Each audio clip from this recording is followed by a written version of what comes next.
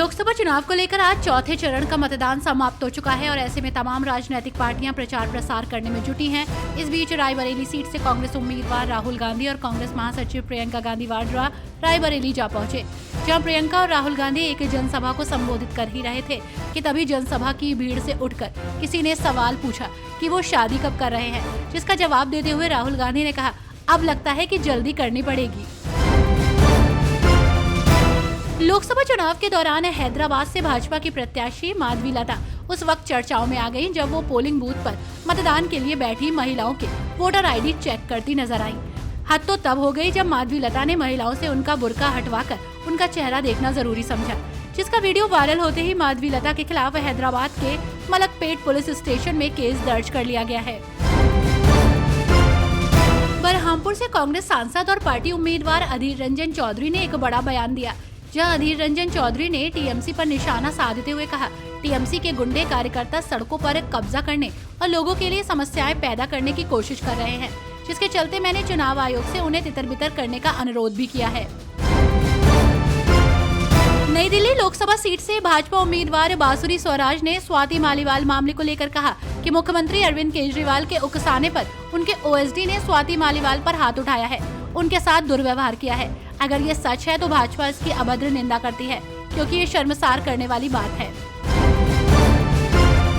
Supreme court ने दिल्ली के मुख्यमंत्री अरविंद केजरीवाल के खिलाफ मानहानि की कार्रवाई पर लगी रोक अब बढ़ा दी है, ताकि दोनों पक्षों को समझौता करने का बेहतर समय मिल सके। दरअसल केजरीवाल ने मई 2018 में यूट्यूबर ध्रुव राठी की एक कथित अपमानजनक वीडियो को रीट्वीट कर दिया था, जिसके चलते सीएम केजरीवाल को एक समन जारी किया गया था। इस मामले पर आज सोमवार को कोर्ट ने सुनवाई कर इस प्रकार का बड़ा फैसला लिया है। लोकसभा चुनाव को लेकर अरविंद केजरीवाल इन दिनों अपने चुनाव प्रचार में जुटे हुए हैं, जहां अपने चुनावी कैंपेन में खुद के जेल जाने का काउंटडाउन लोगों को याद दिलाना नहीं भूल रहे। आपको बता दें कि चुनाव प्रचार के दौरान सीएम केजरीवाल इंडिया गठबंधन का भी नाम याद रख लेते हैं, लेकिन कांग्रेस के प्रति उनका पुराना रवैया ही नजर आता है। हालांकि उनके तेवर पहले जैसे नहीं रहे, लेकिन उनके इरादे बिल्कुल पहले जैसे ही हैं।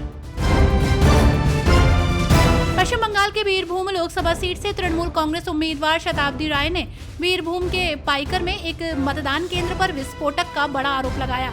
शताब्दी राय ने कहा कि विस्फोटक मामले की शिकायत उन्होंने खुद चुनाव आयोग समेत बीरभूम जिले के पुलिस अधीक्षक से की है। बिहार के पाटलिपुत्र सीट से आरजेडी उम्मीदवार मीसा भारती ने अपना नामांकन किया।